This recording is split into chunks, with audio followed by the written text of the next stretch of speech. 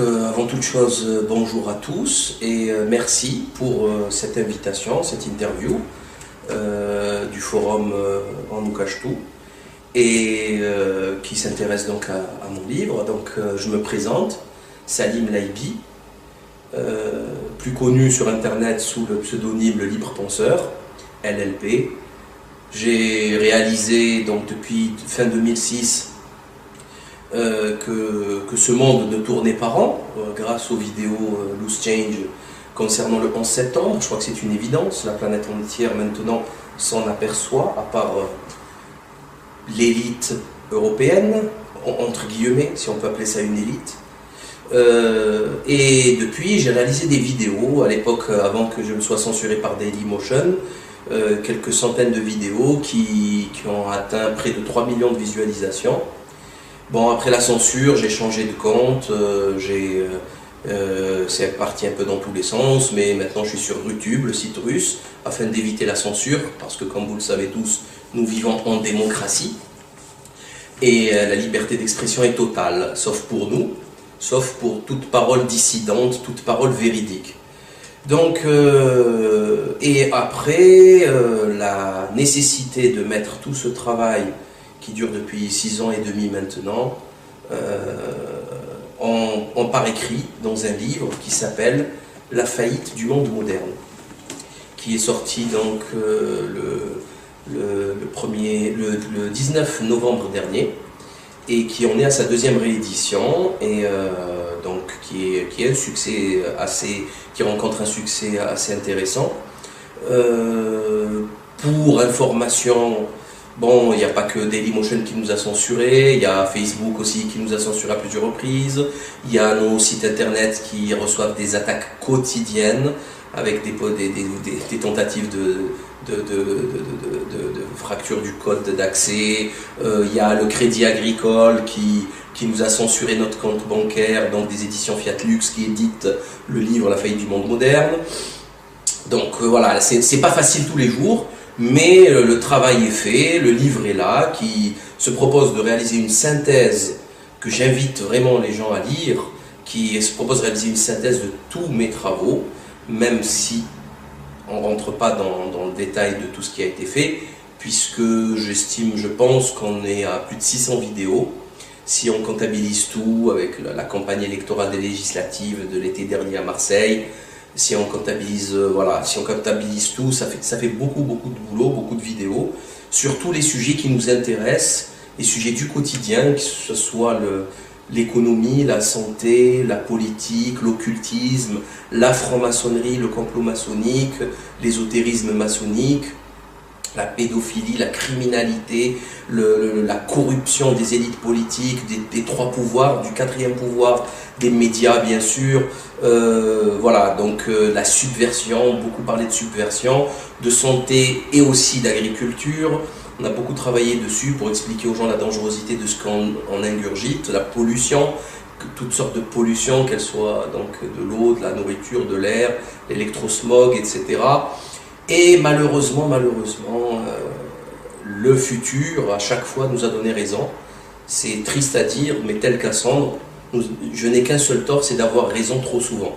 C'est peut-être prétentieux pour ceux qui ne me connaissent pas, qui écoutent ça la première fois, mais c'est la vérité. Il suffit de venir sur le site leliblepenseur.org et de constater la véracité de ce que je dis. Il y a des dates, les vidéos sont toutes datées, et vous verrez qu'on a annoncé des cataclysmes bien avant tout le monde. C'est pas non plus extraordinaire de faire ça, parce que je ne suis pas le seul à le faire, mais c'est quand même assez effrayant de constater que les médias dominants, ce qu'ils appellent mainstream dans le monde anglo-saxon, c'est-à-dire TF1, M6, l'AFP, Le Monde, le Nouvel Obs, Express, Figaro, tout Radio France, et bien eux non, ils n'en parlent jamais. Voilà, ils constatent juste les dégâts a posteriori.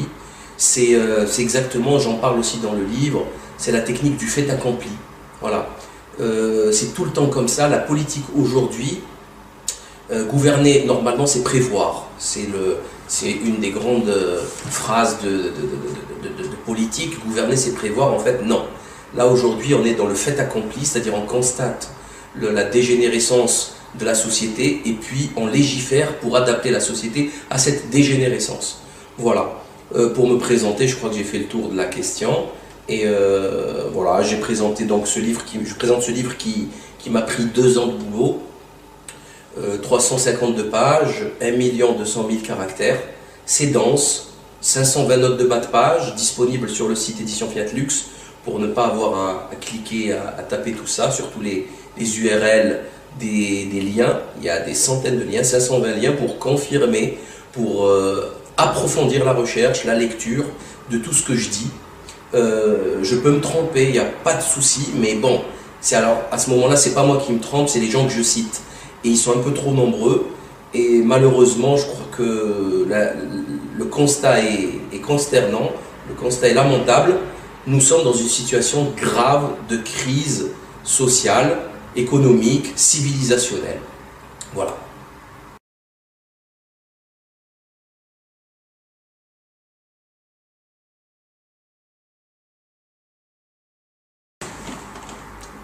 Cette question est curieuse. Elle est très curieuse. Elle est à l'image de l'ambiance nationale que les médias veulent instiller, veulent créer. C'est le paradigme actuel. Bien sûr que je suis français. Bien sûr que je me sens patriote. Bien sûr que je me sens concerné par l'avenir de ce pays. Et bien sûr qu'on prendra les armes s'il y a une nation qui viendrait, qui s'autoriserait, qui se permettrait comme ça un jour de venir nous envahir. Et je pense que c'est ce que va faire un grand nombre de nos concitoyens d'origine aussi bien maghrébine qu'ailleurs, qu'autre origine. Là n'est pas la question. Et pour la seconde partie de la question, est-ce que je me sens pour un exemple? Pas du tout, je suis un exemple pour personne, ou plutôt, je suis un exemple pour tout le monde. Je fais un travail qui me semble nécessaire parce qu'il est essentiel au rétablissement de quelques équilibres, de quelques vérités, de quelques... voilà, il y a quand même un désordre ambiant assez phénoménal. C'est évident, tout le monde le ressent, tout le monde le constate. Tout le monde vivote au jour le jour, fait semblant de ne rien voir, mais tous ceux qui se posent la vraie question et qui essayent de comprendre, ils savent que ça va mal, ils savent que les politiques sont corrompus, ils savent que l'économie a ruiné le monde, ils le savent, c'est évident, en plus ça se dit de plus en plus. Donc je crois qu'il était évident qu'il fallait réagir avec virulence, avec précision, avec courage, voilà. Et puis c'est tout, ça s'arrête là. L'origine, elle n'a rien à voir dans cette affaire. Absolument rien à voir. Donc c'est une question de justice, de vérité, et ces questions-là ne s'embarrassent pas des origines des gens. Voilà, moi je vois les choses comme ça.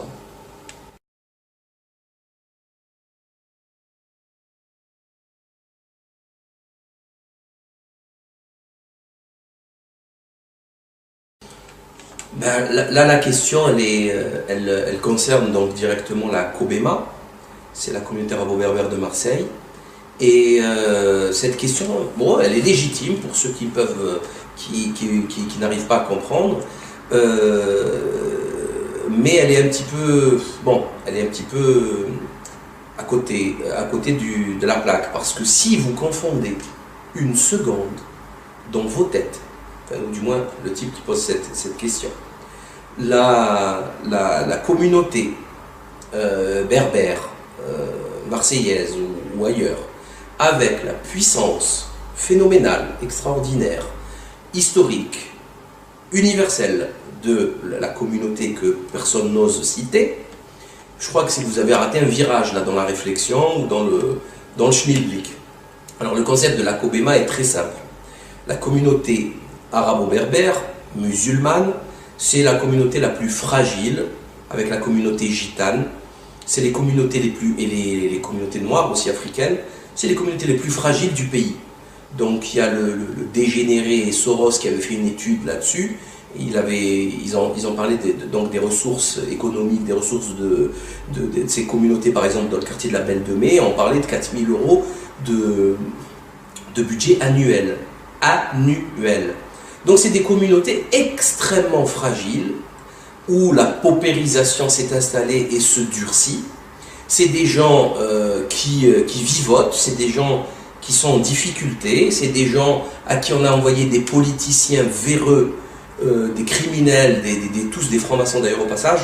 D'ailleurs, il n'y a qu'à le constater. Sylvie Andrieux mise en examen, Henri Gibraïel pareil, Samia Ghali, si c'est pas elle, ça va être son mari ou son compagnon Franck Landou, Guérini, toute la clique, enfin, toute la gestion de ces quartiers est réalisée par des francs-maçons et des voyous, mais des vrais voyous, ça plaisante pas. Donc je pense qu'il était essentiel pour moi de faire un travail là-dessus, afin d'éveiller les consciences, et de tout, voilà, et, enfin, ça me paraissait totalement naturel, totalement naturel. Et autre chose, le communautarisme fait partie de la nature de l'homme, voilà. L'homme n'est pas universel, non, je suis désolé, moi je suis pas chinois, je ne suis pas, je sais pas moi, indien d'Amérique. J'ai mes origines et j'ai mes affinités, comme les Corses ont des affinités entre eux, comme les Basques ont des affinités entre eux, linguistiques, culinaires, artistiques, traditionnelles. Et puis, il n'y a aucun mal là-dessus. D'ailleurs, il n'y a aucun mal à ce que la communauté juive existe. Il ne manquerait plus que ça. Le problème, c'est pas ça. Le problème, c'est le CRIF. C'est pas la communauté juive. Ça n'a rien à voir. Le problème, c'est le CRIF. Le problème, c'est le B'nai B'rith, la franc-maçonnerie raciste des Fils de l'Alliance, qui contiennent à peu près 500 000 adhérents, dont d'illustres personnages comme le franquiste Freud ou bien d'autres, et qui font la pluie et le beau temps dans ce monde. Ça, c'est inquiétant, c'est ça qui est dangereux. C'est ceux qui détiennent les manettes du pouvoir, et non pas le maghrébin qui vend des fruits et des légumes, ou qui va, voilà, ou qui vendent, voilà, enfin, ça n'a aucun sens. Il faut être sérieux, il ne faut pas comparer ce qui n'est pas comparable, et il faut parler des vrais coupables, il faut bien cibler sa réflexion.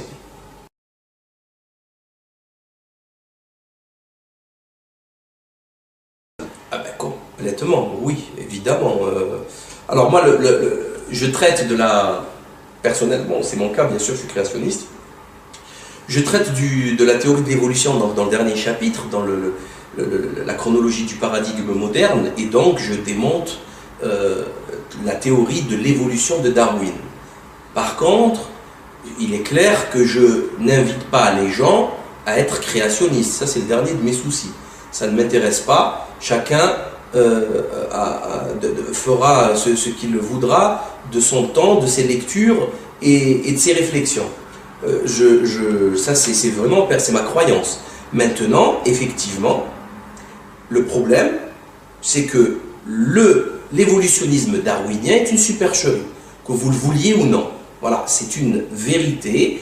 Il y a des centaines et des centaines de preuves, des dizaines de bouquins ont été écrits là-dessus. Les gens les ignorent, c'est pour ça qu'ils contredisent bêtement sans avoir lu tout ça. Comme toujours, c'est le problème de la démocratie, c'est de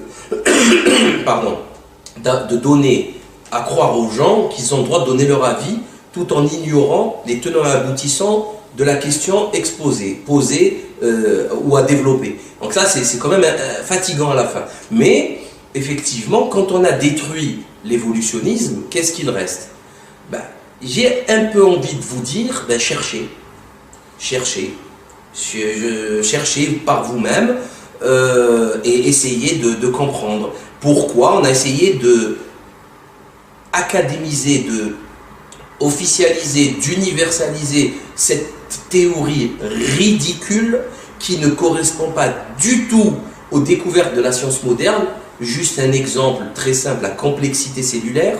La complexité cellulaire de n'importe quelle cellule, la plus misérable cellule eucaryote de 20 microns de diamètre, avec un ADN à l'intérieur qui fait 2 mètres de longueur, qui est dans le noyau, qui est encore plus petit que la cellule, avec des mitochondries, qui est la centrale énergétique avec un ARN mitochondrial à part, avec des systèmes réticulum endoplasmiques pour fabriquer des protéines, avec 6 appareils de Golgi, avec un cytosquelette qui sont des autoroutes pour faire balader tout ça de bout en bout, avec 1 million d'opérations chimiques par seconde, dans chaque cellule. C'est pas une petite brique qui s'additionne à une autre pour créer, hein, comme l'avait dit, comme le croyait au départ, ces guignols décérébrés et imbéciles. Ça n'a strictement rien à voir. Ça défie la raison, la cellule, la complexité de la cellule, c'est un scientifique qui le dit, il y a toutes les références dans le livre, hein, est aussi importante qu'une grande ville, une grande métropole comme New York, Londres ou Paris. Vous voyez un petit peu ce que cela veut dire. Tous les câblages électriques, l'eau, enfin, c'est délirant, ça va, c'est délirant. C'est ça la cellule. Et ça, il y a des statistiques qui ont été faites, par exemple, pour créer une petite protéine de 200 acides aminés, et il y a une chance sur 10 puissance 950 que cette protéine se forme de telle sorte. Et il n'y a pas assez de temps et de possibilités dans tout l'espace pour atteindre ces statistiques. Voilà, même dans plusieurs univers. Vous ne pouvez pas. Et pour une petite protéine de 200 acides aminés, c'est rien. Que dire d'un ADN de 2 mètres de longueur? Enfin, non, soyons sérieux 30 secondes, soyons sérieux 30 secondes. Après, bon, ça énerve certains quand on dit ça. Bah écoutez, je crois que j'exerce une liberté d'expression, je dis ce que je veux. Si j'ai tort, ben prouvez-le. C'est simple en plus, prouvez-le. Faites des textes qu'on publiera, moi je publie hein, sur mon site, il n'y a aucun souci. Faites des vidéos qu'on transférera, on répondra, on peut en discuter, il n'y a aucun problème. Mais amenez vos preuves. Il ne suffit pas juste de s'énerver et de, voilà, les discussions de comptoir, c'est bon, on va les laisser pour les poivreaux.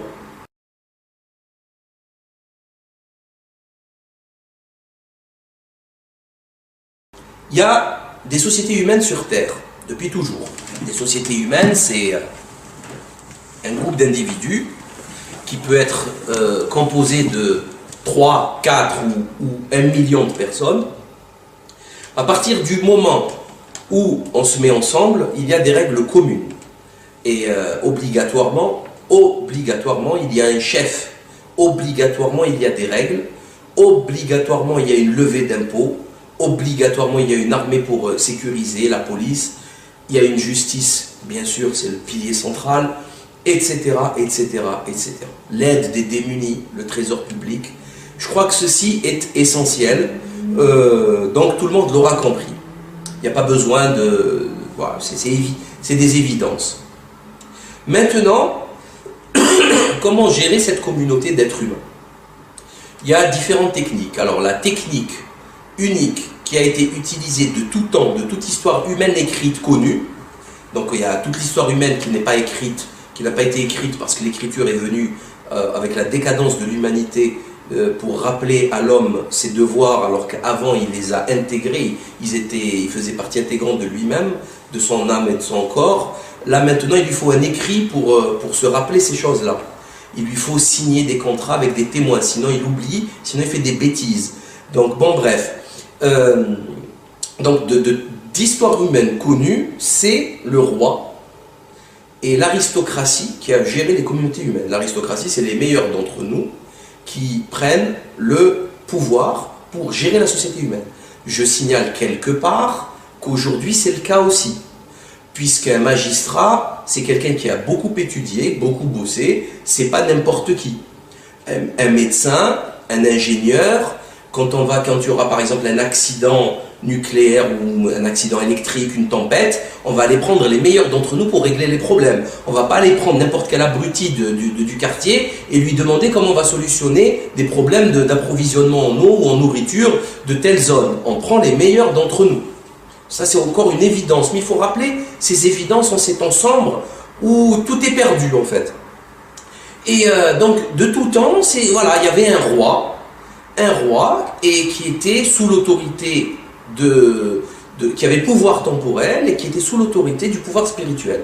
J'invite tout le monde à lire l'ouvrage exceptionnellement limpide de René Guénon, Autorité spirituelle, pouvoir temporel. Et ça marchait comme ça, et ça marchait très très très bien. Je vous signale que les plus belles civilisations, les plus belles constructions de l'humanité étaient basées sur ce système. Hein. Je vous signale que l'Occident est un accident. L'Occident qui veut dire oxyre, tuer, tomber, mourir, est une est une bêtise, c'est une erreur, c'est une tare historique qui est vouée à disparaître.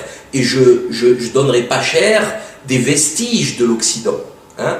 Les vestiges, l'Occident qui est matérialisé, si on pouvait définir l'Occident au niveau de sa construction, son architecture, on parlerait de l'acier et du béton. Et ces deux produits ne durent pas dans le temps.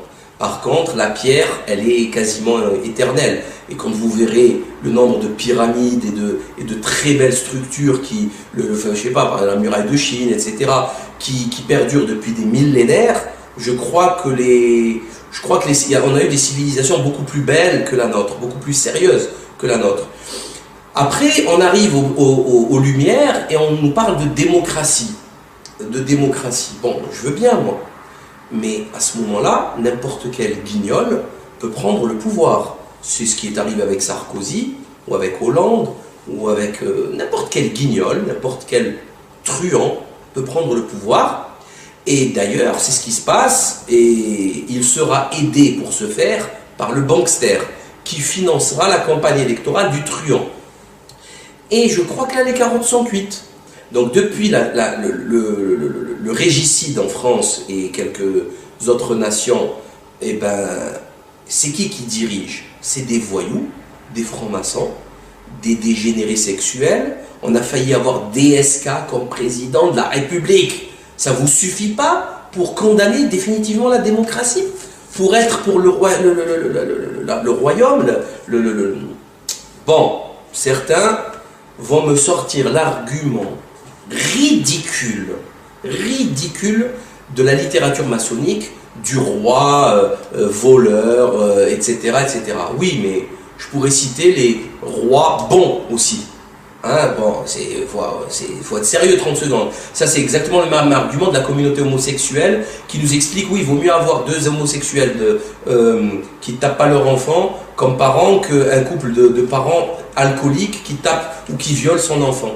Mais qu'est-ce que c'est que ces exemples? Enfin, c'est même pas de la rhétorique, c'est gros comme un éléphant au milieu du salon. Ça n'a aucun sens, c'est pas des arguments, ça. Ça, c'est des cas spécifiques, c'est des accidents, c'est des faits divers. Et depuis quand on fait des faits divers, des règles sociétales? Eh bien, depuis l'époque moderne, médiatique. On ouvre les journaux télé du 13h et du 20h avec la neige ou un fait divers. Voilà, la dame elle a glissé, elle s'est fracturé le col du fémur, ça fait le 20h. C'est problématique, c'est pas comme ça qu'on gère une nation. Donc, je crois qu'un roi ne peut pas trahir son pays, un roi ne peut pas fuir son pays s'il y a comme Ben Ali ou Moubarak ont fait, il peut pas, il est obligé de mourir là où il est, c'est sa terre, ses ancêtres sont enterrés sur place, il est légitime, il est, voilà, enfin, il peut pas se trahir lui-même, il peut être médiocre, il peut être corrompu, il peut être corrompu par l'époque, par la décadence, par le Kali Yuga. Déjà, il ne faut même pas prendre les rois de cette période sombre du Kali Yuga, prenons des rois justes, prenons des rois grands, il y en a eu beaucoup. Et voilà, et après, voilà, enfin, je crois que les choses sont claires. Pour moi, les choses sont claires. Et pour finir sur cette question, on me pose souvent cette question comme si j'étais un fou et que c'était un peu, comment dire, anachronique. Ben, je vous signale que l'Angleterre, c'est rien d'autre qu'un royaume. L'Espagne, la Scandinavie, la Belgique. Ben, je suis pas fou quand même. Donc cette question, elle n'a aucun sens. Autre chose, il y a un article qui vient de sortir dans lequel on nous explique que la reine d'Angleterre avait son mot à dire sur absolument toutes les questions gouvernementales. Voilà. Vous croyez quand même pas que ces descendants des franquistes de Jacob Frank et de Sabata Zevi vont laisser le pouvoir à des députés qui ne sont pas dans le... Non, soyons sérieux 30 secondes. Il faut savoir de quoi on parle. Donc voilà, donc je trouve moi cette question assez redondante et elle n'est pas légitime en fait. Elle n'est pas légitime parce que voilà, ce système existe en Europe, il existe dans plein de pays dans le monde encore. La démocratie a failli, la démocratie est une mascarade.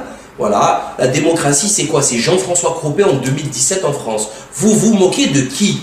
Voilà, vous vous moquez de qui? Et vous ne pouvez pas les battre. Vous n'avez pas 50 millions d'euros de budget électoral, vous ne pourrez pas gagner. Point final. Le système est corrompu, le système est lésé, le système est faux dès le départ. Voilà.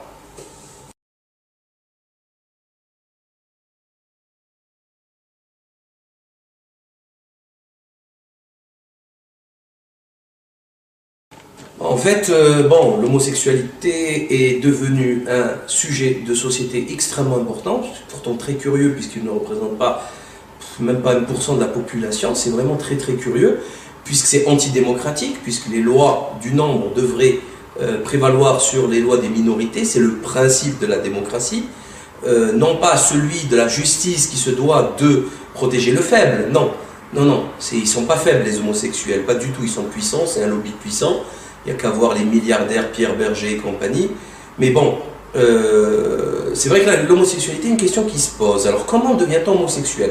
J'ai fait une vidéo sur l'homosexualité qui, je pense, a fait le tour de la question de la nature,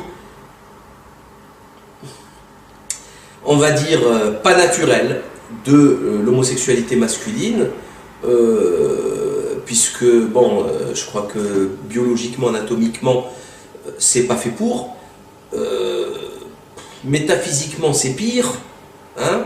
Le yin, le yang, le positif, le négatif, la dualité, etc.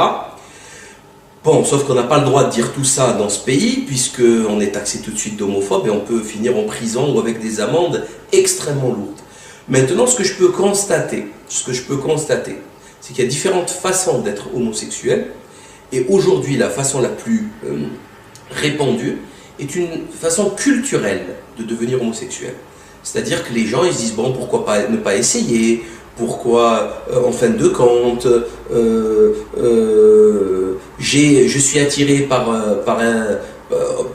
exemple on voit ça dans les radios, les Skyrock et les Fun Radio, etc. Dans les coups de fil des adolescents, on a des adolescents en pleine formation et maturation sexuelle qui se posent des questions et on va leur dire oui c'est tout à fait normal, il faut y aller, il faut foncer. Non, c'est pas normal. D'ailleurs, c'est extrêmement inquiétant que l'éducation sexuelle de nos jeunes soit faite par des gens comme Diffoul ou comme Coé. C'est extrêmement grave, c'est très dangereux et ce n'est pas sérieux du tout. Hein, bon, voilà, je crois que c'est évident. Maintenant, l'homosexualité en tant que telle, est-ce qu'elle est diabolique? Religieusement, oui. Religieusement, oui. Elle est condamnée par toutes les religions. Aristote lui-même le faisait, les Grecs eux-mêmes condamner l'homosexualité malgré ce que certains pourraient croire, parce qu'elle n'est pas naturelle quant à la reproduction des êtres. Et c'est très curieux, parce que dans une société matérialiste, ultra-capitaliste, le renouvellement des générations avec tout ce qui est caisse des retraites, etc., formation professionnelle, et je crois que c'est essentiel au système. Et bien là, l'homosexualité, elle brise tout ça, même s'ils veulent nous faire croire qu'ils veulent des enfants, alors que la majorité, pas du tout, ils n'exigent rien. Le mariage homosexuel est une création maçonnique, typiquement maçonnique. On sait d'où vient Najat Vallaud-Belkacem et Christiane Taubira. On sait que c'est une commande maçonnique, comme va suivre bientôt l'euthanasie, etc. Ce sont des blasphèmes contre la religion que la maçonnerie essaie d'imposer. Après, bon, comme dirait l'autre, chacun fait ce qu'il veut de son postérieur.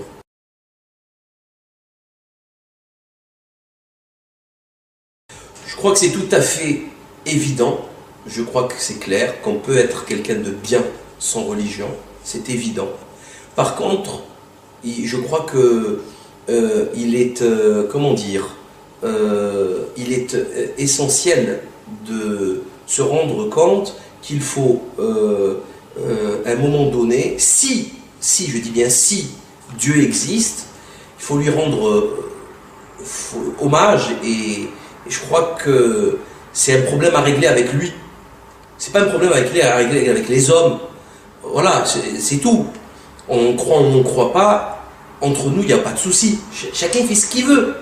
Mais par contre, avec lui, c'est plus pareil. C'est comme si vous me disiez, oui, moi je suis quelqu'un de bien, je travaille, je fais du bien autour de moi, mais je ne paye pas mes impôts. bah, vous verrez l'État venir récupérer son dû, avec violence, avec huissier, etc., tribunal, police. Ils vont vendre vos biens, récupérer leurs impôts. Il n'y a qu'à voir Dieudonné, comment il lui en fait pour le coût de sa SCI.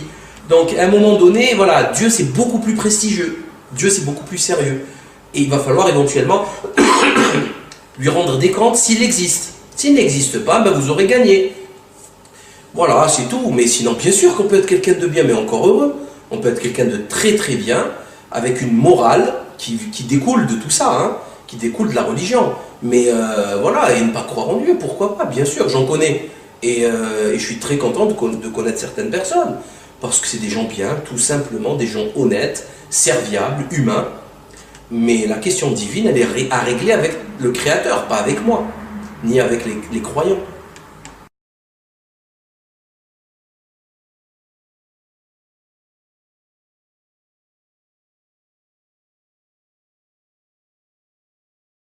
Non, là, je crois que là, ce n'est pas possible. Là, la laïcité est un concept dégénéré, puisqu'il veut dire tout simplement ignorant.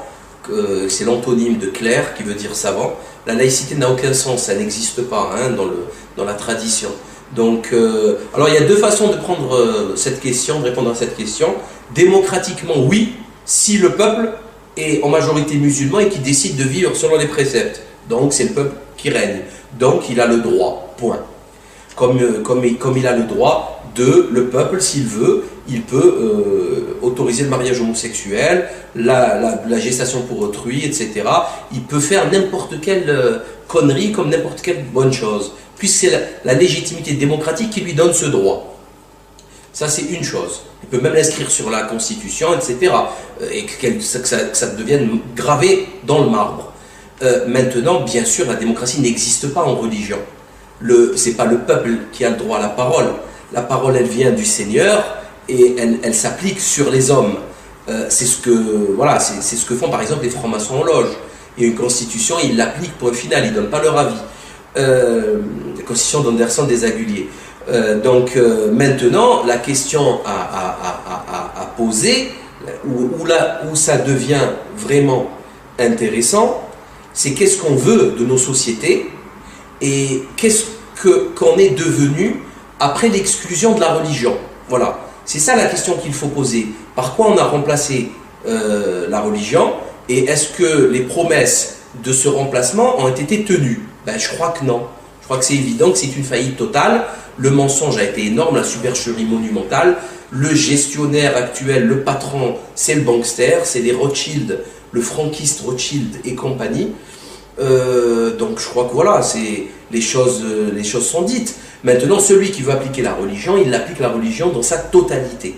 Et non pas la religion laïcisée comme essaient de le faire certains. Parce que sinon, ce n'est plus une religion. En fait, il faut s'intéresser à ces questions et les choses se clarifieront. Mais ce sont des questions extrêmement graves, extrêmement pointues. C'est de la doctrine. Il n'y a pas de... Voilà, on ne tourne pas autour du pot, c'est carré, c'est comme ça. C'est comme le code pénal, le code civil, c'est carré. Donc soit c'est oui, soit c'est non, quelque part. C'est un petit peu ça, hein.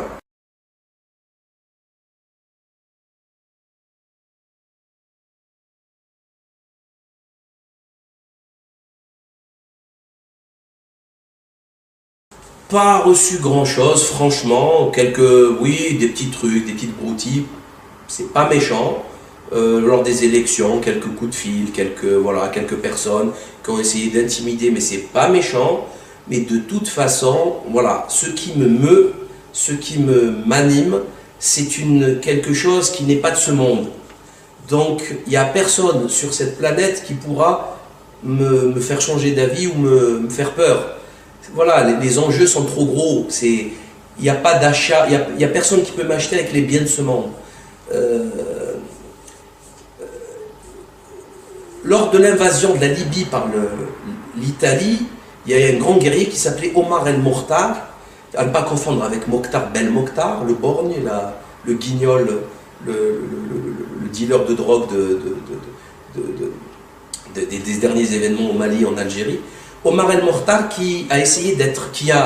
les Italiens ont essayé d'acheter avec 50 000 lire, je crois, mensuels, et qui a refusé en fait. Je me compare pas à lui, hein, c'est un grand guerrier, on n'a rien à voir les uns et les autres. Moi je suis un petit personnage, mais il n'est pas achetable. Voilà, on n'est pas acheté, c'est pas possible. Parce que les enjeux, vous n'avez pas assez d'argent pour nous acheter et assez de puissance aussi. Parce que l'enjeu en face, il est 1 milliard de fois plus violent, plus puissant, plus grandiose. Donc j'ai choisi mon camp et c'est définitif. Donc il n'y a pas de crainte à avoir, c'est terminé. J'en ai marre qu'on me prenne pour un imbécile.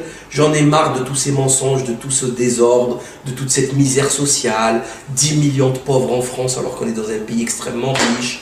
Les files d'attente de SOS bidule, des Maüs, Resto du Cœur, la Croix-Rouge, ça rallonge, des gens qui bossent, qui dorment dans leur bagnole. Il y a un chiffre qui résume tout. 1988, environ 7 millions de personnes viennent aux urgences. 1988. 2010, on est à plus de 16 millions. Voilà. Et tout est là. Et c'est pour ça que les politiques sont nuls actuellement. Parce que qu'est-ce que vous proposez? Quelles idées neuves? Comment on fait? C'est même pas de droite et de gauche. C'est de se dire, voilà, comment on va faire. On est dans une crise monstrueuse. On y est. Vous voyez, on y est. Et vous avez la racaille maçonnique, les banksters qui s'enrichissent. Vous avez un Nicolas Doisy, le chef économiste, le broker du Crédit Agricole chez Chevreux, qui nous explique que c'est lui le patron en France et c'est pas François Hollande. C'est comment ça, moi ça me fatigue, ça m'exaspère. C'est regrettable pour François Hollande, mais la nécessité d'une libéralisation du marché du travail est le résultat direct d'une appartenance de la France à la zone euro. Aussi ne peut-on avoir l'une sans avoir l'autre.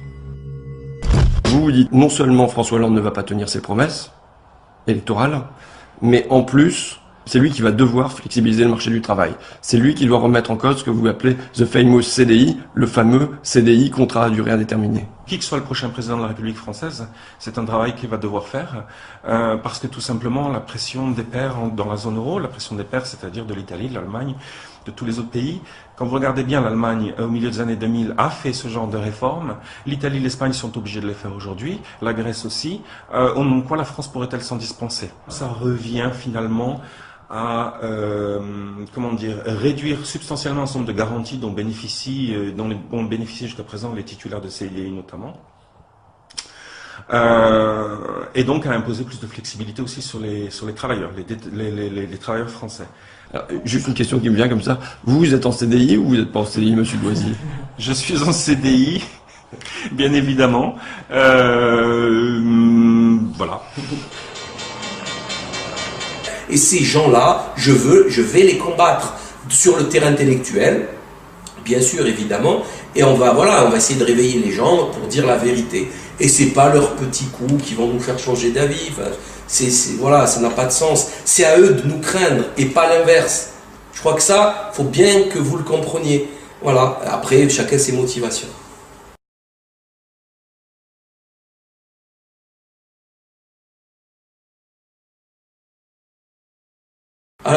Là, cette question, voilà, il y a plusieurs réponses. Alors, la première, c'est, il y a peut-être celles qui m'ont le plus impressionné, c'est des personnes que vous ne connaissez pas, parce que j'ai rencontré des gens, des amis qui sont assez exceptionnels et que malheureusement vous ne pouvez pas connaître, puisque voilà, c'est comme ça. Maintenant, les gens que j'ai fréquentés dans mes conférences et qui m'ont le plus impressionné pour le moment, intellectuellement, on va dire scientifiquement, ça va être le docteur Gernez. C'est pas humain. Voilà, surtout si on met en comparaison le génie, l'humilité, la gentillesse, la disponibilité, c'est pas humain, c'est quelque chose d'une autre planète. Pierre d'Ortiguet, bien sûr, ça c'est le côté philosophique. Au niveau du courage, de la folie, du génie artistique, Dieudonné, bon, il y en a beaucoup, hein, il y en a beaucoup. Voilà, enfin, pour ne citer que cela. Mais bon, je suis aussi, enfin, il y en a beaucoup d'autres, hein, il y en a beaucoup d'autres. Marion Sigaud, pour moi, est quelqu'un d'exceptionnel, exceptionnel, au niveau professionnel comme au niveau humain. Étienne Chouard, c'est quelque chose. Cette humilité, cette gentillesse, un peu trop peut-être, excuse-moi Étienne, mais trop gentil et trop quelqu'un d'extrêmement bon, voilà, qui veut changer les choses, et ça motive, ça encourage, ça donne envie voilà, ça donne envie d'avancer. Bon, j'en oublie parce que j'en ai fait trop, hein. Kémy Séba, le courage d'un Kémy Séba, la radicalité d'un Kémy Séba, la cohérence d'un Kémy Séba. Qui d'autre, voilà, enfin, voilà, désolé pour ceux que j'ai oubliés.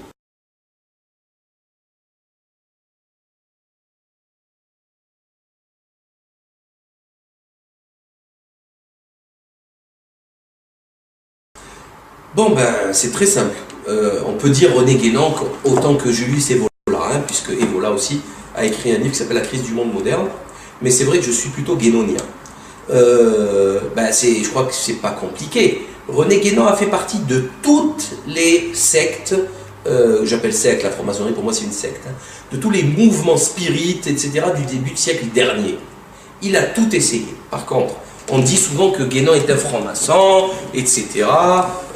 D'abord, la franc-maçonnerie, la vraie franc-maçonnerie opérative, c'est quelque chose d'excellent. C'est même pas bien, c'est excellent. Parce que construire des cathédrales en s'appuyant sur le nombre d'or des cathédrales qui ont 2000 ans et qui ont résisté au tremblement de terre et au bombardement des deux guerres, je crois qu'il faut quand même être un petit peu surhumain. Ça, c'est une chose. Je ne parle pas des pyramides, etc., dont on ne peut même pas expliquer la technique aujourd'hui en 2012. Donc la franc-maçonnerie théorique, opérative, pas spéculative, c'est quelque chose de très bien, sauf que pas n'importe qui, il faut être tailleur de pierre, il faut être maçon. Maintenant, je rappelle aux gens qui nous écoutent, moi j'ai lu tout René Guénon, donc je sais de quoi je parle. Il y a beaucoup de gens parmi nous qui n'ont pas lu René Guénon, ou du moins peut-être un ou deux livres, et qui disent des bêtises. René Guénon a écrit donc quand même dans la France antimaçonnique. René Guénon a condamné la franc-maçonnerie sous tous ses aspects. Alors il disait que c'est vrai qu'il aurait aimé qu'il y ait un redressement, il appelait ça un redressement. Mais non, il n'y en aura pas. Il le disait, j'ai une citation en tête, que ça l'étonnerait, etc. On ne peut pas redresser, c'est le Kali Yuga, c'est fini. Voilà. C'est un traditionnaliste, bien sûr, puisque toute religion est traditionnaliste. Puisque la religion commence chez Adam et Ève. C'est ce que dit René Guénon. Et la religion, elle intéresse tous les peuples du monde, c'est ce que dit René Guénon. Alors il trouve les points communs entre toutes les traditions, il a fait un travail là-dessus, dans le symbolisme, etc. Et je crois que c'est tout à fait cohérent. Mais par contre, René Guénon n'est ni un occultiste, ni un ésotériste. René Guénon est un religieux, est un doctrinal. Voilà. On peut dire qu'il est ésotériste, dans son aspect religieux, dans son engagement soufi, mais dans un aspect tout à fait orthodoxe. Voilà. Bon, après là, il faut s'y connaître un peu là-dedans. Ce serait compliqué, cette interview ne se prête pas à ce genre de développement.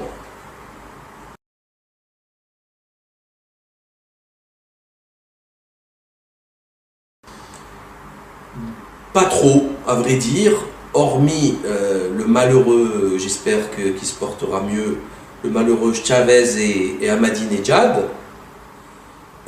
personne d'autre. Voilà, personne d'autre. Et encore, je me méfie. Je vous le dis tout de suite. Et encore, je me méfie. Parce que je m'attends à tout, absolument à tout.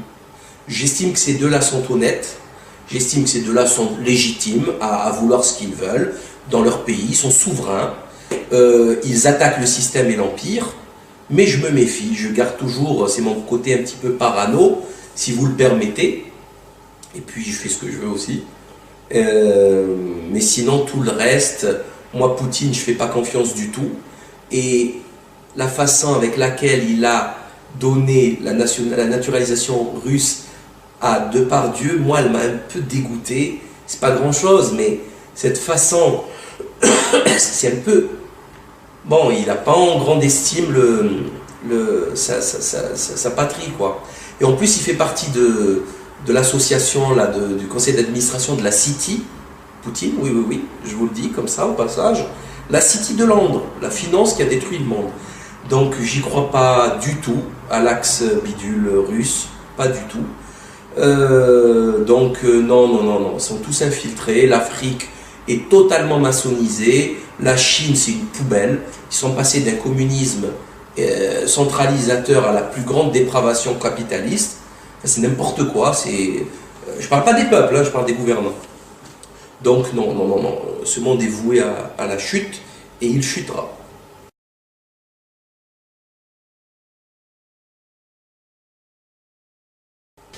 Guerre mondiale, et je crois qu'il n'y a pas d'autre solution, une très sévère guerre mondiale, guerre totale. L'excuse sera l'Iran ou sera une autre. Il ne faut pas rêver, ils ne contrôlent pas tout, les mondialistes. Ça peut leur échapper. Ils mettent tout, ils font tout en sorte pour que cela arrive et qu'ils contrôlent. Mais ils ne peuvent pas tout contrôler. Je crois que ça c'est clair. Il faut bien en être certain. Ce ne sont pas ils n'ont pas cette capacité d'omniscience et d'omniprésence, etc. Voilà, ils savent pas tout, ils ne sont pas partout en même temps. Il faut arrêter de leur donner trop d'importance. Par contre, oui, on va avoir droit à cette guerre parce que tout simplement, et là il faut que les gens se réveillent, il y a volonté de construction du troisième temple, le temple de Jérusalem, le temple donc de la franc-maçonnerie, puisqu'il s'agit du même temple. C'est eux qui le disent, c'est pas moi, hein. Encore une fois, arrêtez de m'accabler de tous les mots, je ne suis responsable de rien. S'ils font ça, c'est une troisième guerre mondiale avec l'islam, ça va pas être rigolo, c'est complètement absurde d'en arriver là, c'est stupide, c'est délirant, c'est dangereux, et ce sont vos élites qui le veulent. Voilà, ils parlent à la télé, c'est eux, voilà. Donc ça va finir comme ça. Il y a eu déjà des émeutes de la faim, les situations sont très instables, nous avons des pays qui sont dans des états catastrophiques de non-gouvernance, la Libye, l'Irak, l'Afghanistan, la situation est très grave. Donc tout concourt à ce que ça explose. Voilà, et du désordre naît l'ordre nouveau donc c'est le dicton maçonnique Ordo ab Chao. Donc ils pourront après créer leur gouvernance mondiale, et comme le disait Jacques Attali, avec un gouvernement mondial à Jérusalem. Il dit ça tout à fait simplement, il passe sur LCP, dans la maison du Japon, là, le culturel du Japon. C'est complètement fou. Même si on peut imaginer, rêver d'un Jérusalem devenant capitale de la planète, qui sera un jour unifié autour d'un gouvernement mondial. C'est un joli lieu pour un gouvernement mondial. Merci Jacques Attali. Il le dit et les gens, ils ne savent même pas de quoi il parle en fait. Hein. Les gens, la majorité, ne savent même pas de quoi il est question. Ben moi je vais vous le dire, le temple de Salomon, la Knesset, la cour bidule de justice qui a été construite par Dorothy de Rothschild, le franquiste, adepte de Jacob Frank, réincarnation, la deuxième réincarnation de Sabbatai de Zevi. Ça, il faut vraiment que vous preniez conscience de cette problématique, puisque Brzezinski était franquiste.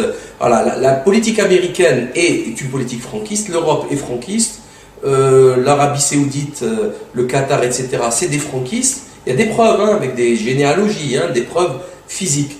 Et ces gens-là sont des nihilistes, ils veulent hâter l'arrivée de l'Antéchrist, c'est leur plan. On y croit, on n'y croit pas, c'est une autre affaire. Mais c'est leur plan.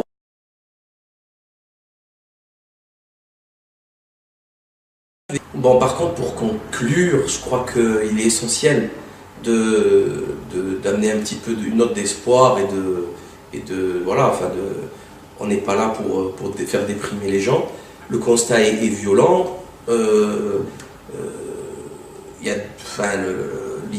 Le livre traite de questions assez rudes et graves, certes, mais il est essentiel vraiment de dire aux gens qu'il est tout à fait possible de redresser la situation, de relever la tête, de combattre ce désordre, de le dénoncer, parce que tout simplement c'est la nature même des choses.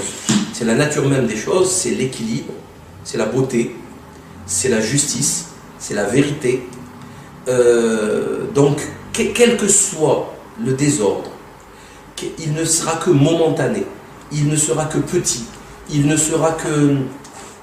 sera toujours, à un moment donné, il viendra toujours le temps du redressement, soit à la fin du cycle, soit que ce soit ponctuel, géographiquement, historiquement, mais il y a toujours cette capacité de redresser les choses. Donc moi, je suis totalement, mais vraiment confiant de l'avenir. La bataille, on la gagnera. Si ce n'est pas nous, ce sera nos descendants. C'est une nécessité. La question donc ne se pose pas. On ne peut pas laisser le désordre régner de la sorte, ça n'a pas de sens. On ne peut pas, bon, parce que tout simplement le péril arrivera un jour ou l'autre à votre demeure, à votre travail.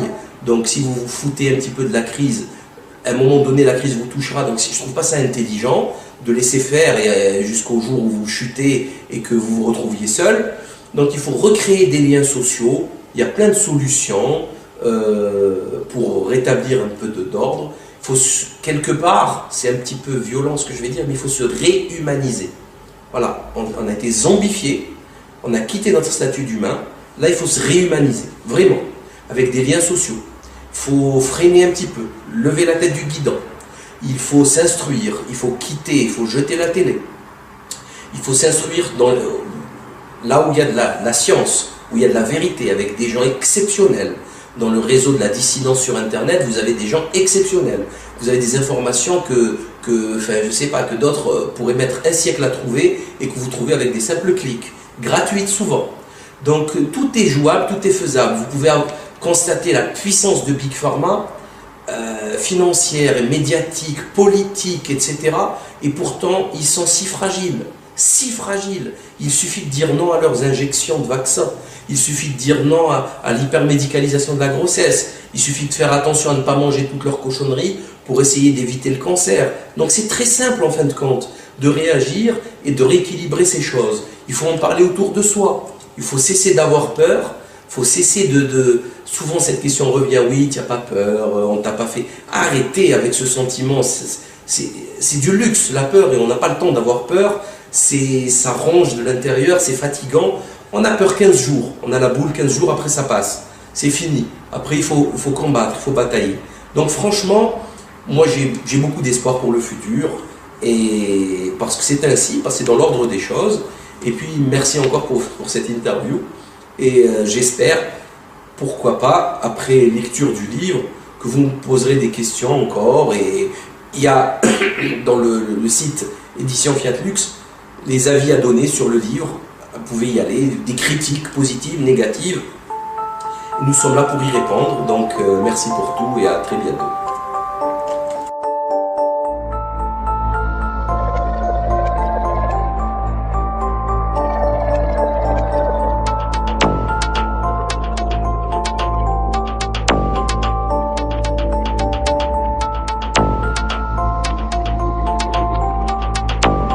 La complexité cellulaire de n'importe quelle cellule, la plus misérable cellule eucaryote de 20 microns de diamètre, avec un ADN à l'intérieur qui fait 2 mètres de longueur, qui est dans le noyau, qui est encore plus petit que la cellule, avec des mitochondries, qui est la centrale énergétique avec un ARN mitochondrial à part, avec des systèmes réticulum endoplasmiques pour fabriquer des protéines, avec 6 appareils de Golgi, avec un cytosquelette qui sont des autoroutes pour faire balader tout ça de bout en bout, avec 1 million d'opérations chimiques par seconde dans chaque cellule.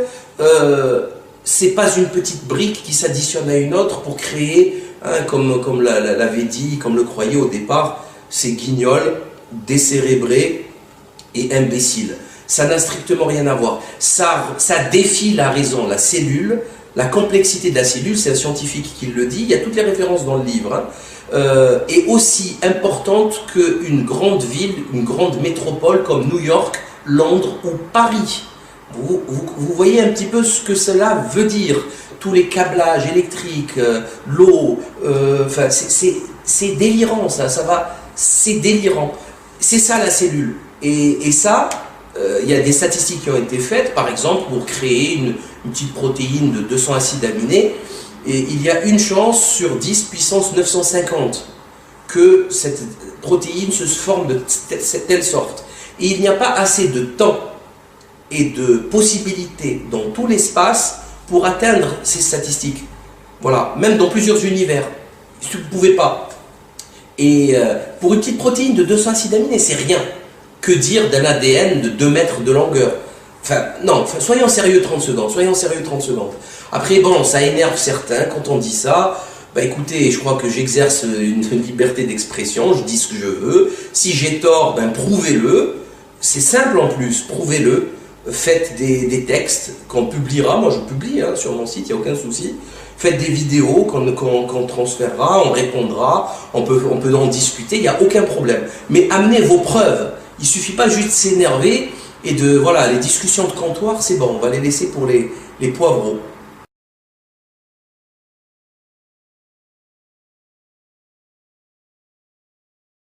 Il y a des sociétés humaines sur Terre, depuis toujours.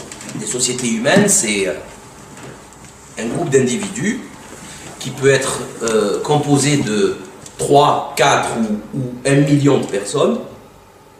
À partir du moment où on se met ensemble, il y a des règles communes. Et obligatoirement, il y a un chef. Obligatoirement, il y a des règles. Obligatoirement, il y a une levée d'impôts. Obligatoirement, il y a une armée pour sécuriser, la police. Il y a une justice, bien sûr, c'est le pilier central, etc., etc., etc. L'aide des démunis, le trésor public. Je crois que ceci est essentiel. Donc tout le monde l'aura compris. Il n'y a pas besoin de... Voilà, c'est des évidences. Maintenant, comment gérer cette communauté d'êtres humains? Il y a différentes techniques. Alors la technique unique qui a été utilisée de tout temps, de toute histoire humaine écrite connue. Donc il y a toute l'histoire humaine qui n'est pas écrite, qui n'a pas été écrite parce que l'écriture est venue avec la décadence de l'humanité pour rappeler à l'homme ses devoirs, alors qu'avant il les a intégrés, ils faisaient partie intégrante de lui-même, de son âme et de son corps. Là maintenant il lui faut un écrit pour se rappeler ces choses-là. Il lui faut signer des contrats avec des témoins, sinon il oublie, sinon il fait des bêtises. Donc bon bref, donc d'histoire humaine connue, c'est le roi et l'aristocratie qui a géré les communautés humaines. L'aristocratie, c'est les meilleurs d'entre nous qui prennent le pouvoir pour gérer la société humaine. Je signale quelque part qu'aujourd'hui c'est le cas aussi, puisqu'un magistrat, c'est quelqu'un qui a beaucoup étudié, beaucoup bossé, c'est pas n'importe qui. Un médecin, un ingénieur, quand il y aura par exemple un accident nucléaire ou un accident électrique, une tempête, on va aller prendre les meilleurs d'entre nous pour régler les problèmes. On ne va pas aller prendre n'importe quel abruti du quartier et lui demander comment on va solutionner des problèmes d'approvisionnement en eau ou en nourriture de telle zone. On prend les meilleurs d'entre nous. Ça c'est encore une évidence, mais il faut rappeler ces évidences en ces temps sombres où tout est perdu en fait.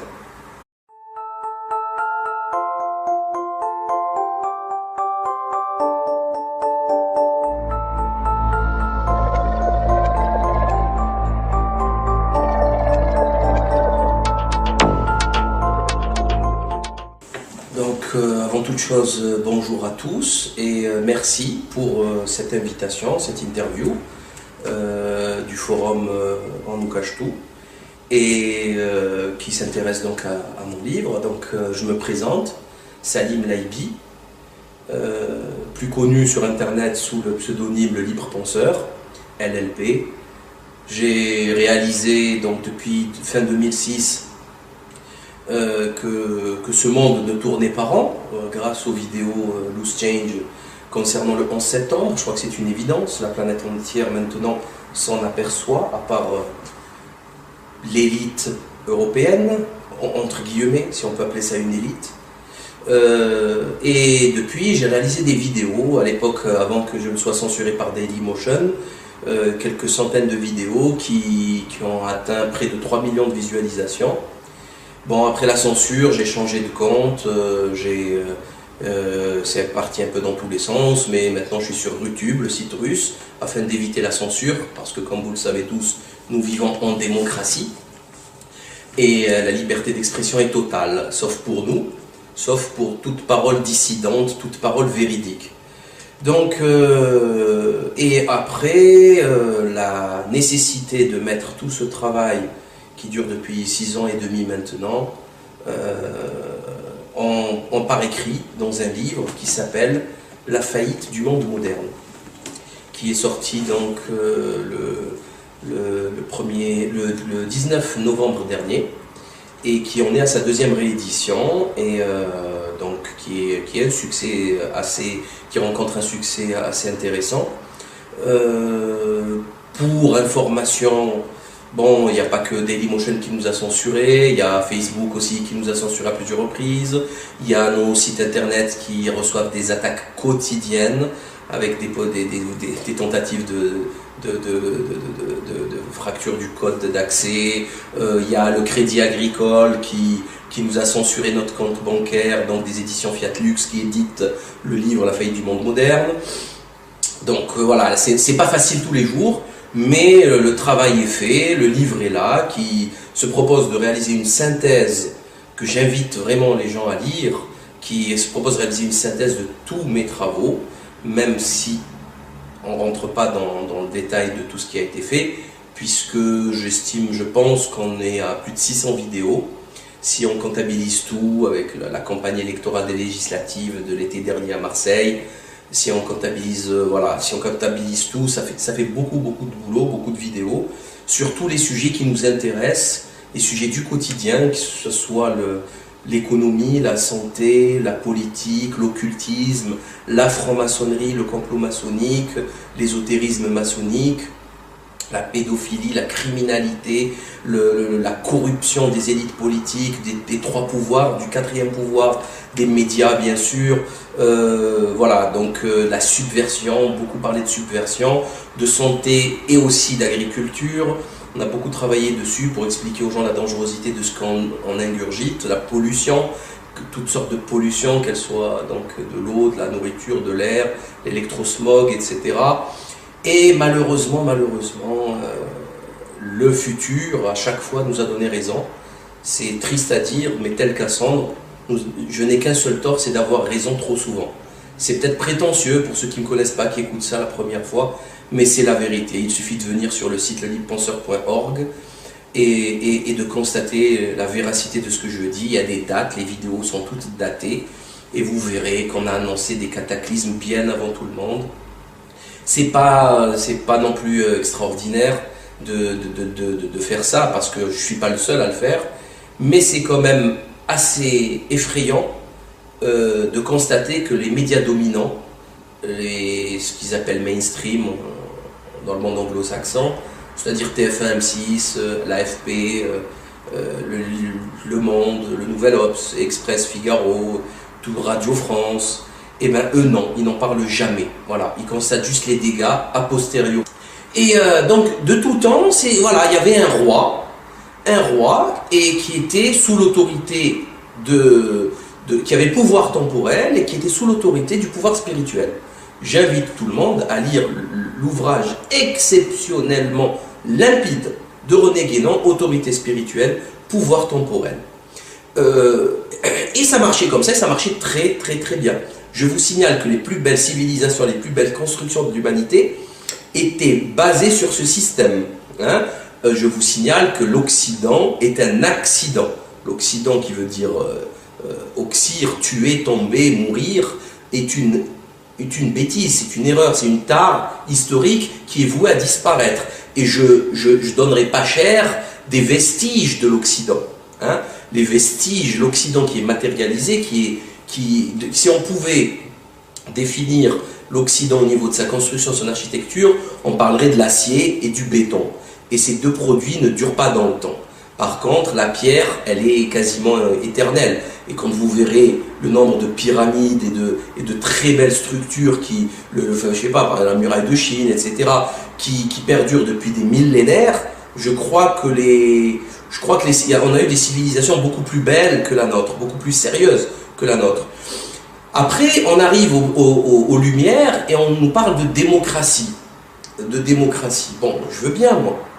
Mais à ce moment-là, n'importe quel guignol peut prendre le pouvoir. C'est ce qui est arrivé avec Sarkozy, ou avec Hollande, ou avec n'importe quel guignol, n'importe quel truand peut prendre le pouvoir. Et d'ailleurs, c'est ce qui se passe, et il sera aidé pour ce faire par le bankster, qui financera la campagne électorale du truand. Et je crois que là, les carottes sont cuites. Donc depuis le régicide en France et quelques autres nations, c'est qui dirige? C'est des voyous, des francs-maçons, des dégénérés sexuels, on a failli avoir DSK comme président de la République. Ça ne vous suffit pas pour condamner définitivement la démocratie? Pour être pour le royaume, Bon, certains vont me sortir l'argument ridicule de la littérature maçonnique, du roi, voleur, etc., etc. Oui, mais je pourrais citer les rois bons aussi. Hein, bon, faut être sérieux 30 secondes. Ça, c'est exactement le même argument de la communauté homosexuelle qui nous explique, oui, il vaut mieux avoir deux homosexuels qui ne tapent pas leur enfant comme parents qu'un couple de parents alcooliques qui tapent ou qui violent son enfant. Mais qu'est-ce que c'est que ces exemples? Enfin, c'est même pas de la rhétorique, c'est gros comme un éléphant au milieu du salon. Ça n'a aucun sens, c'est pas des arguments, ça. Ça, c'est des cas spécifiques, c'est des accidents, c'est des faits divers. Et depuis quand on fait des faits divers, des règles sociétales? Eh bien, depuis l'époque moderne, médiatique. On ouvre les journaux télé du 13h et du 20h avec la neige ou un fait divers. Voilà, la dame, elle a glissé, elle s'est fracturé le col du fémur, ça fait le 20h. C'est problématique, c'est pas comme ça qu'on gère une nation.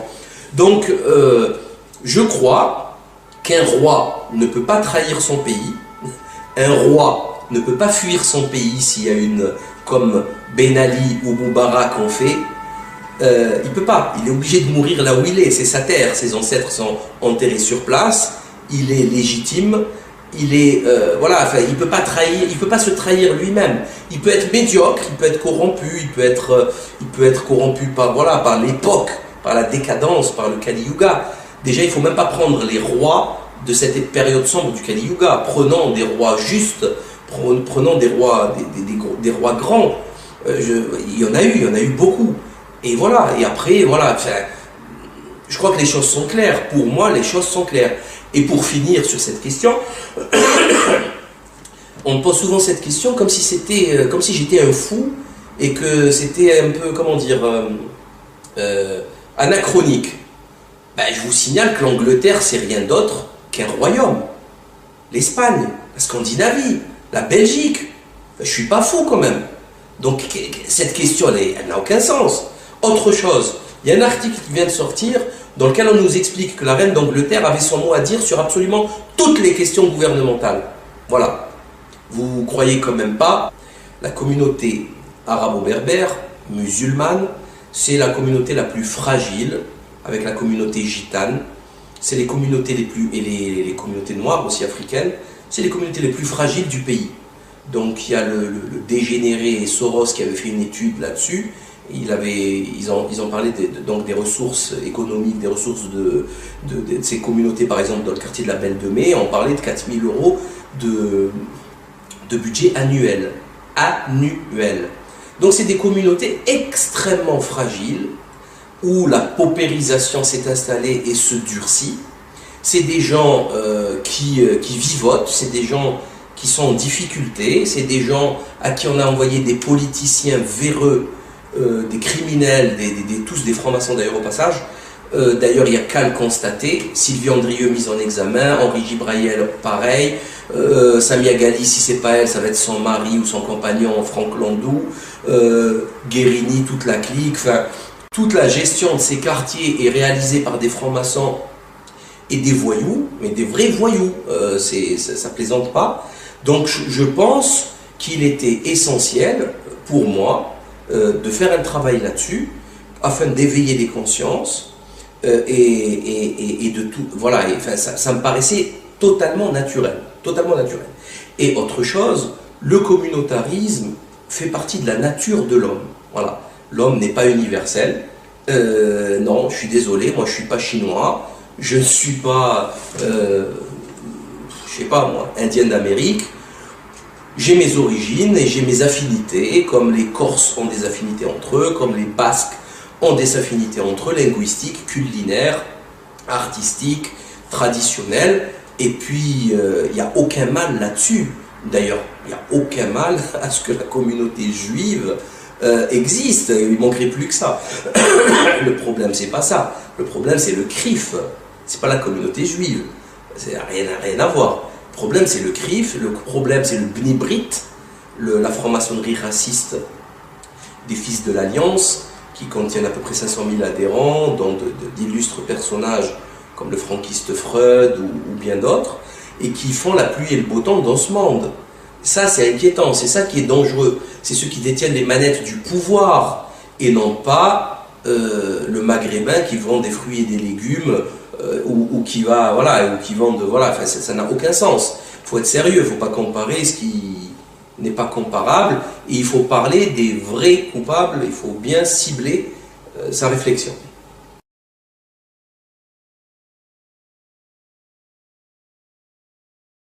Ah ben, complètement, oui, évidemment. Alors moi, je traite de la... Personnellement, c'est mon cas, bien sûr, je suis créationniste. Je traite de la théorie de l'évolution dans le dernier chapitre, dans la chronologie du paradigme moderne, et donc je démonte la théorie de l'évolution de Darwin. Par contre, il est clair que je n'invite pas les gens à être créationnistes. Ça, c'est le dernier de mes soucis. Ça ne m'intéresse pas. Chacun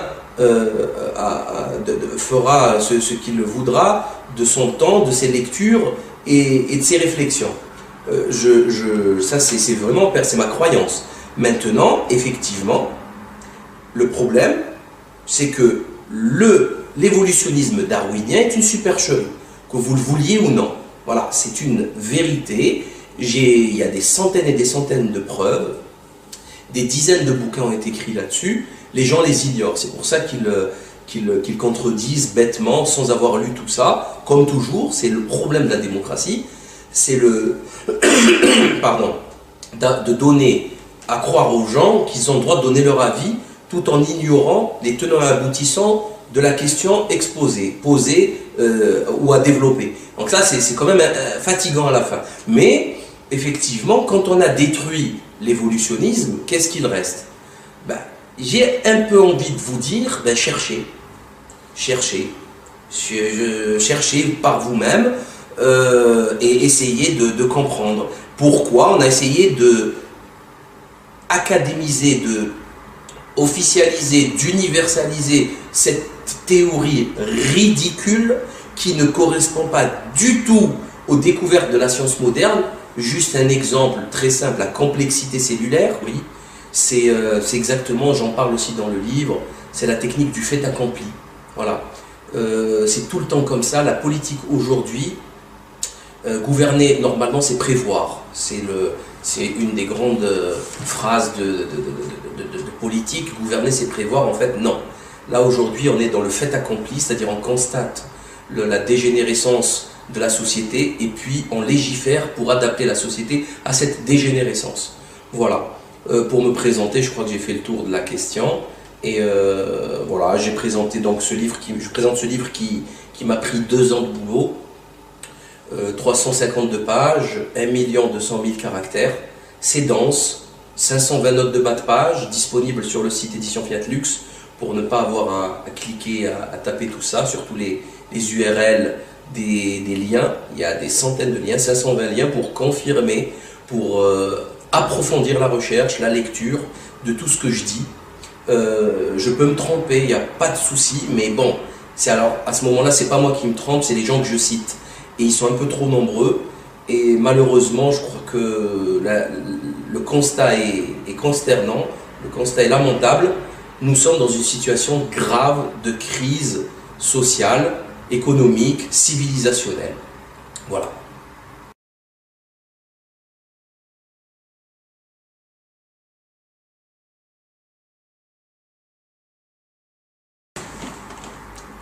Cette question est curieuse. Elle est très curieuse. Elle est à l'image de l'ambiance nationale que les médias veulent instiller, veulent créer. C'est le paradigme actuel. Bien sûr que je suis français. Bien sûr que je me sens patriote. Bien sûr que je me sens concerné par l'avenir de ce pays.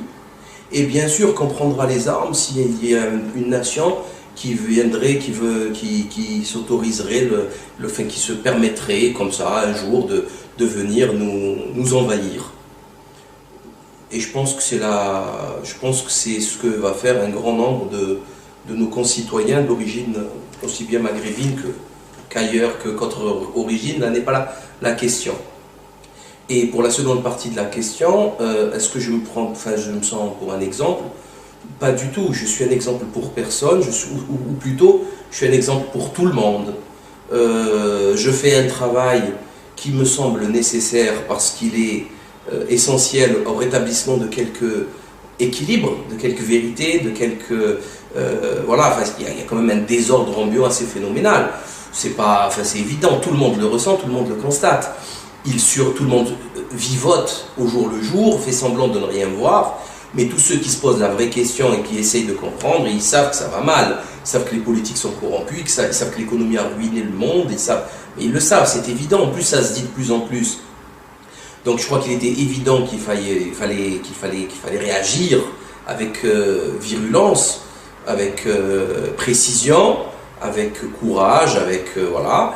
Et puis c'est tout, ça s'arrête là. L'origine, pas l'origine, elle n'a rien à voir dans cette affaire. Absolument rien à voir. Donc c'est une question de justice, de vérité, et ces questions-là ne s'embarrassent pas des origines des gens. Voilà, moi je vois les choses comme ça.